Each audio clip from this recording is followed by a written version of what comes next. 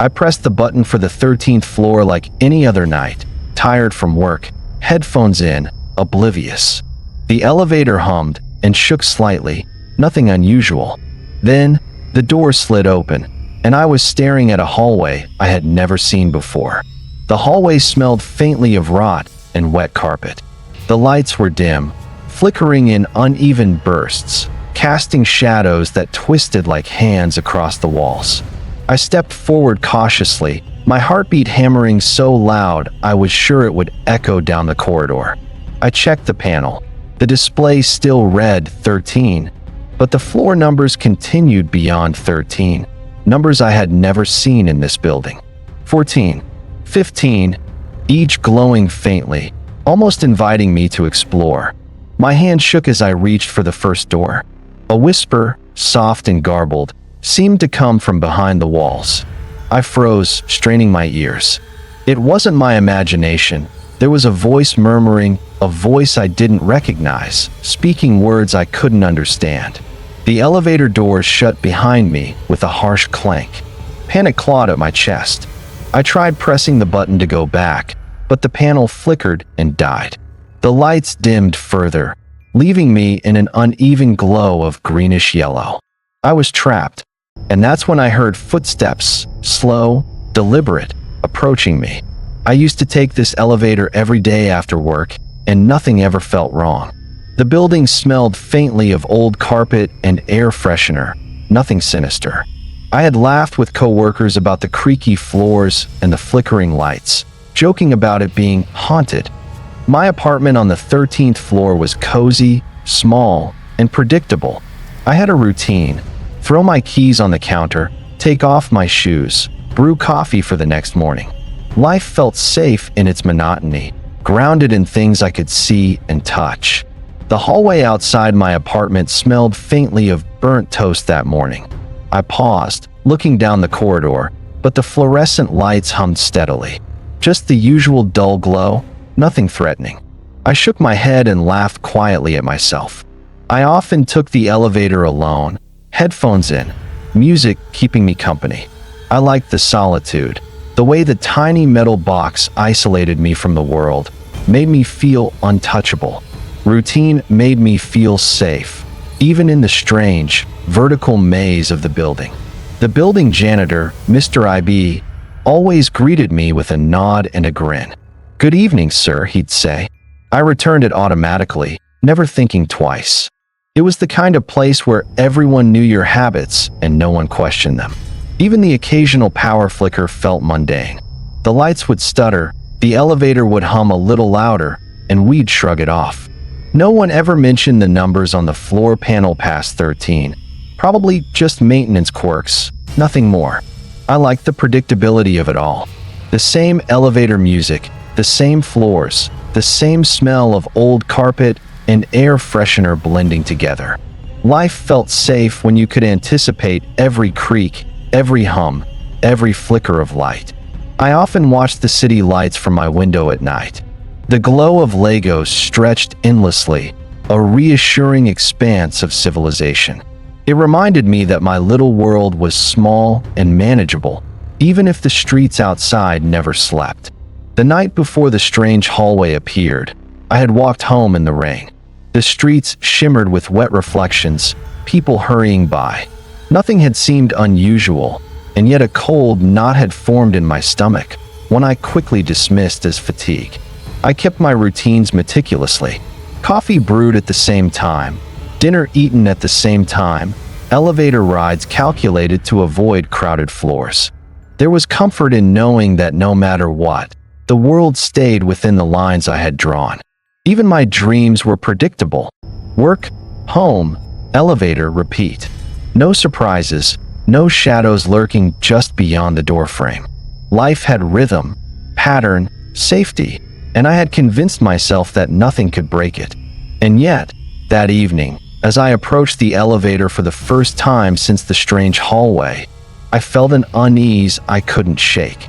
My fingers hovered over the button, and I hesitated, wondering why the air felt heavier, why the hum of the elevator sounded sharper, more deliberate. I stepped into the elevator, pressing 13 out of habit.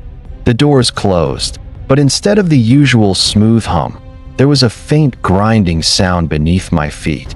I frowned, trying to ignore it, but the elevator shuddered like it had picked up a mind of its own. The lights flickered, once, twice. I glanced at the floor panel, 13, but then, impossibly, a tiny 14 glowed faintly below it. My breath caught. There was no 14th floor in this building. I shook my head, convinced I was imagining things. The elevator jerked slightly, as if hesitant to move. My pulse quickened. A low metallic squeal echoed from the shaft.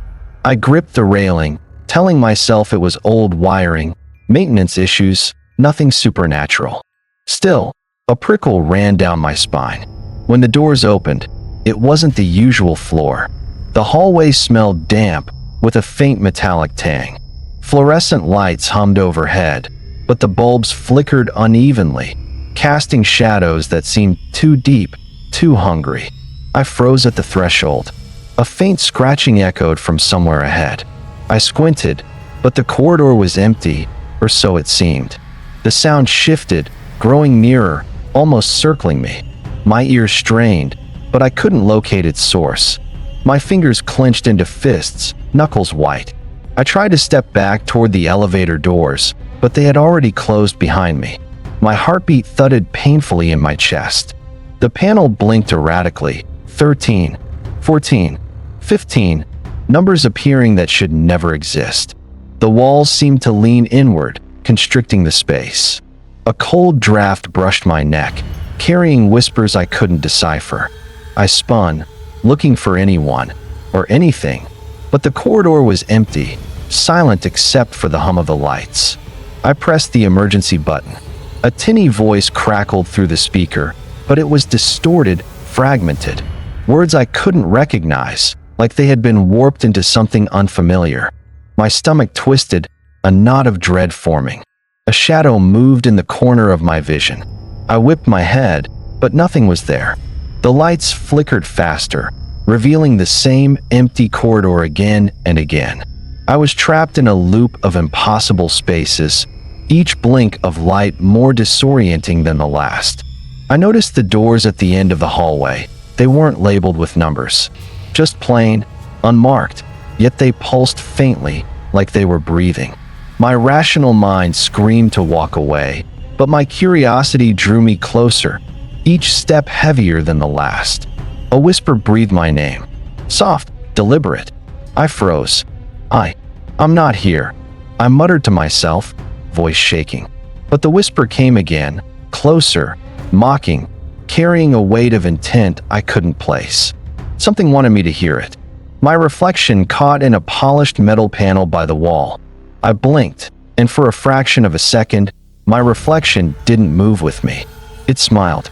I gasped, stumbling backward, heart racing, and the corridor seemed to stretch farther than it should, swallowing all familiarity. I forced myself to take a deep breath, trying to reason it out. Maybe the elevator panel was malfunctioning. Maybe the lights were just old bulbs. I had to be logical. Nothing could actually reach through the walls of reality. I rubbed my eyes and looked again at the hallway. The dim light and damp smell were probably leftover from maintenance work. Old carpet, water damage, nothing more. My imagination was running wild after a long day. I turned back to the elevator doors, hoping they would open. Pressed the button again. Nothing. I muttered to myself, "It's stuck. That's all. I've just got a stuck elevator." Rational words to steady my shaking hands. The whispering sound returned. I clamped my hands over my ears, telling myself it was the wind or plumbing. Buildings make noises, old buildings especially. It couldn't be anything else. I had to convince myself. I walked the hallway slowly, counting steps, focusing on logic. 43 steps, 50. This wasn't unusual. Just a strange extension of the building I'd never noticed. That had to be it. My heart hammered, but reason demanded I keep walking. The unmarked doors at the end of the corridor pulsed again. My rational mind insisted they were just reflections of light on the walls, maybe paint peeling in the fluorescent glow. But my stomach churned with unease anyway. I tried whistling, forcing cheer into my voice. "Nothing's happening," I repeated. Repetition was supposed to calm me. Maybe I had been reading too many stories online about haunted buildings. My fear was manufactured, a self-inflicted panic. I crouched to inspect a puddle on the floor, trying to find mundane explanations. Water from the air conditioner? A cleaning spill? Anything ordinary. But the reflection in the puddle rippled, and my own shadow moved differently, bending in ways it shouldn't. I looked at the elevator panel again. Numbers blinking that didn't exist. 14, 15, 16. My brain insisted it was a short circuit, a software glitch. Logic and facts had to prevail. Buildings don't make new floors overnight. I couldn't accept anything else. I whispered to myself, "I'll just take the stairs next time." It was supposed to calm me. I forced a smile. Just a bad experience, a mental lapse. Nothing supernatural. Rational thought, grounding myself in the predictable patterns of daily life. I took a few steps back toward the elevator. Maybe I had misread the numbers. Maybe the floor panel was cracked, reflecting the light strangely. Everything I saw could be explained. It had to be explained. Rationalization was my shield. I tried pressing the elevator button one last time. Nothing. The panel was dead. My chest tightened, but I shook it off. Logic said maintenance would fix it. Logic said elevators don't open to imaginary floors. I just had to wait. Just wait. The next day, I avoided the elevator, taking the stairs instead. But curiosity gnawed at me. When I finally stepped back inside, the panel flickered again. 13, then 14, the same impossible floor numbers blinking like a siren. The hallway stretched before me once more, damp and dimly lit. I tried to convince myself it was a trick of the mind, but the shadows moved differently this time. They weren't reflections, they were watching me, waiting. Scratching sounds came from the ceiling, soft at first, then sharper, deliberate, like claws on metal. I froze, every nerve screaming. No wind, no pipes. This wasn't normal. My heartbeat echoed in the enclosed space, deafening. The whispering returned, closer now. Words I could almost understand, fragments of sentences that sounded like warnings or threats. I spun, expecting someone to step from the shadows, but no one was there. A door at the end of the hallway creaked open by itself. I couldn't stop staring. A faint yellow light spilled onto the carpet, pulsing in rhythm with my pounding heart. I took a hesitant step forward, unable to tear my gaze away. The panel blinked again, 13, 14, 15, 16, and beyond. My pulse quickened as I noticed the numbers climbing without pattern, skipping, glowing, like the building itself was alive and breathing. I reached for the railing, trying to steady myself, but it felt cold, almost wet. My hand trembled uncontrollably. Shadows stretched along the walls, longer, sharper, like claws ready to tear at the corners of my sanity. A fleeting movement caught my eye, a figure standing just beyond the flickering light. I blinked. Gone. The whispering became chanting, rhythmic, surrounding me from every direction. I could feel it pressing against my skin, an invisible weight. I tried stepping back, but the floor seemed to stretch endlessly behind me. The hallway I had entered just moments ago now seemed impossibly long, bending and warping, swallowing all sense of proportion. Every elevator ride after that became unpredictable. Floors I knew didn't exist, numbers that skipped and glowed. Each time I stepped inside, I felt the air thicken, my chest tighten, the hum of the machinery becoming almost sentient. Objects along the hallway sometimes shifted when I wasn't looking. A painting tilted, a door handle turned, a puddle rippled as though something beneath it moved. The building was watching, testing me, knowing I noticed. I started keeping track, marking each floor I visited. But patterns made no sense. 14 appeared, then disappeared. 15 blinked, then reappeared. Numbers rose and fell like a heartbeat of the building itself, alive and aware. One evening, I pressed 13 as usual. The doors opened to darkness. Not the hallway, not the familiar carpeted corridor, pure black, endless void. I froze, heart in my throat. Knowing the building was no longer just strange, it was hostile. I wanted to scream, to flee, but my legs refused. Something was moving in the void, something slow, deliberate. A shape, tall, faceless, gliding toward me without sound. My rational mind crumbled as terror took over completely. The next time I entered the elevator, the panel lit 13, then 17, then 23. Numbers I had never seen, floors that couldn't exist. And I realized, with icy dread, that the building was no longer just strange, it was following me. I reached the hallway and froze. My name was whispered again, carried on the stale, damp air. The shadows bent toward me as if they recognized me personally. Every step I took felt anticipated, calculated, as though I were being hunted. A door swung open just for me. I swear I didn't touch it. A faint orange light spilled onto the warped carpet. From within, I could hear scratching, not random, but rhythmic, like something marking my presence, claiming me. I felt a draft brush against my neck. I spun violently, expecting someone, anyone, but there was nothing. Yet the whispering grew louder, sharper, as though my fear gave it voice. "I see you," it breathed, and I felt exposed, naked. The puddle on the floor reflected my image, or at least I thought it did. My reflection smiled, slowly, deliberately, while I stood frozen, unable to move. My own face, smiling back at me, was a stranger, mocking me. I tried running back toward the elevator, but the corridor stretched further. Doors I hadn't noticed before appeared, some cracked slightly, some glowing faintly. The air seemed heavier, thick with intent, as though it knew I was terrified. One of the unmarked doors opened to reveal a room that was unmistakably mine. My apartment, exactly as it was, down to the coffee mug on the counter.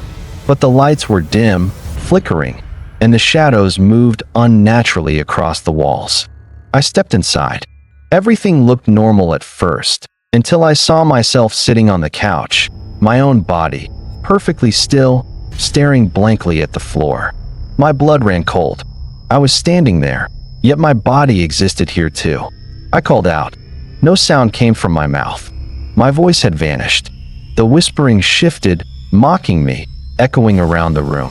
My doppelganger moved slightly, a subtle tilt of the head, acknowledging me in ways I couldn't.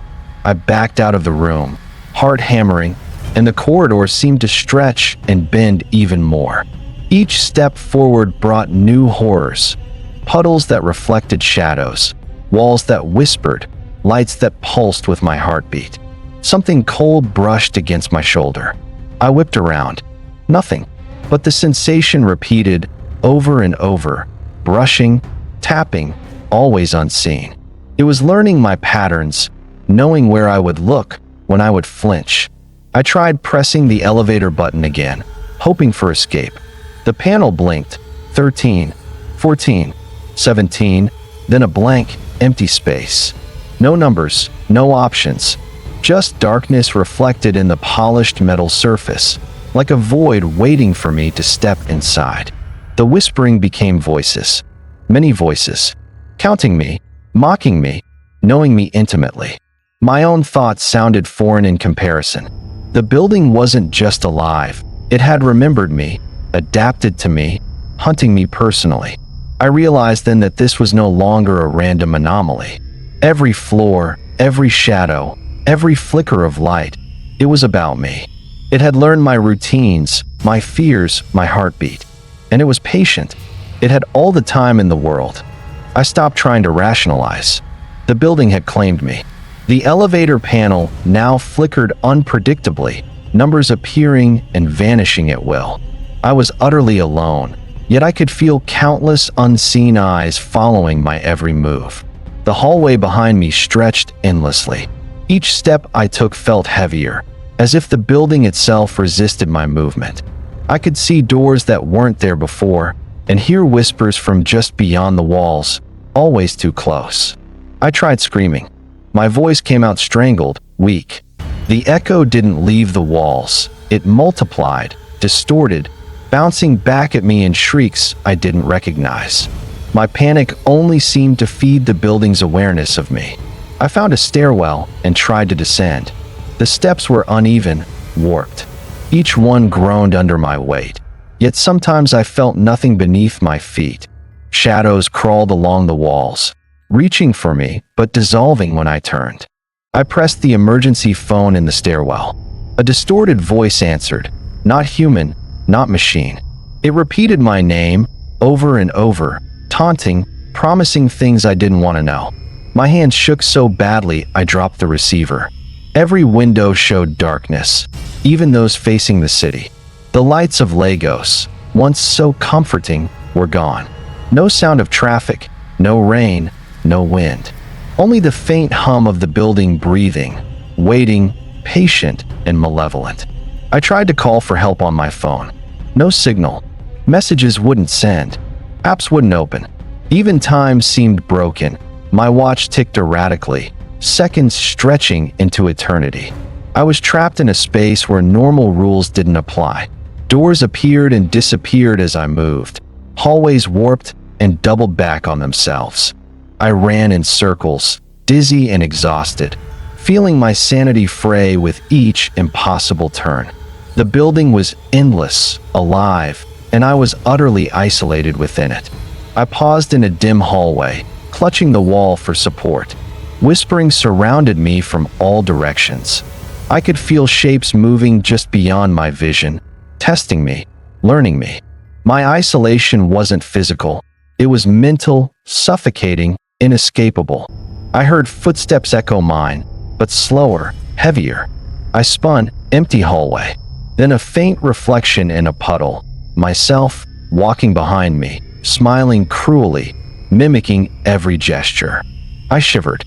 I had no allies, no safe spaces, nothing but this endless prison. I collapsed against a wall, trembling, trying to steady my breathing. My reflection in the metal door panel was gone, just a black void staring back at me. The whispering became chanting again, rhythmic, deliberate, enclosing me like walls I couldn't see. I realized I hadn't eaten, hadn't slept, hadn't even noticed how much time had passed. The building had consumed my routines, my sense of normalcy. Isolation was total, and I was nothing more than a specimen being observed, studied, and toyed with. The elevator opened again, but this time I recognized the floor, or thought I did. It was my apartment building, perfectly normal, lights warm, smells familiar. Relief hit me, fleeting and dangerous. I stepped out, hoping it was finally over. The door to my apartment creaked open slowly. I froze. Inside, everything was exactly as I had left it. My keys on the counter, my coffee mug waiting for tomorrow, my shoes neatly lined. Too neat. Too perfect. Then I saw myself, sitting on the couch, perfectly still, staring blankly ahead. My heart stopped. This wasn't a reflection. This was me, or something wearing me like a mask, smiling just enough to terrify me. I tried to run. My legs refused. The walls warped, stretching, bending the familiar into impossible angles. The whispers coalesced into voices, mocking, knowing, intimate. "You belong here," they hissed. "And here you always were." The doppelganger rose slowly, turning to face me fully. Its eyes were mine, but darker, colder, empty. I could feel its gaze piercing through me, through the building, through reality itself. I realized then, it had been me all along, trapped in layers I couldn't perceive. The panel flickered one final time. Numbers scrolled endlessly. 13, 14, 15, 113, 999, beyond count. I understood then that there was no escape. Every floor, every shadow, every flicker had been leading me here, to this revelation, to this inevitability. I screamed, but no sound came. The hallway, the building, even my own body seemed to dissolve into the void. All that remained was the knowledge that I had never left, and I never would. The elevator doors closed, and I was gone. The next morning, Residents whispered about the elevator being stuck again. Maintenance claimed it was a simple glitch, nothing more. But no one spoke about the faint humming that seemed to echo from inside, almost like a heartbeat. People avoided floor 13 entirely. Some said the lights flickered longer there, or the numbers blinked wrong. But I knew the truth. The elevator had claimed me, and it still remembered, still waited. My apartment felt empty. My keys were gone. The coffee mug I had left untouched was missing. The place smelled faintly of damp carpet and fear. Something intangible, something alive, lingered. Occasionally, someone claimed they saw me, or my reflection, walking the hallways late at night. But when they approached, nothing was there. Just shadows stretching, bending, mocking them in silence. The building seemed different, somehow. Older, larger, more oppressive. Hallways that had once been mundane now felt wrong, warped. Every door and corridor hinted at spaces that didn't exist, at floors beyond comprehension. I began appearing in dreams, always walking the endless hallway, always hearing whispers calling my name. I screamed in these dreams, but no sound came. I woke exhausted, knowing the building was waiting, patient as ever. Some nights, I feel a presence near my bed.